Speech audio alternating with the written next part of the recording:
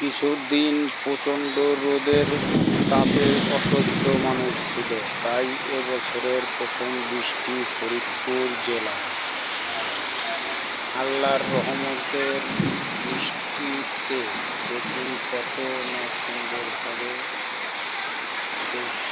ফরিদপুরবাসী অত্র এলাকা অঞ্চলগুলো বৃষ্টির পানিতে ঠান্ডা হয়ে গেছে। দেখুন কত কালো মেঘ করেছে নিজ আকাশে।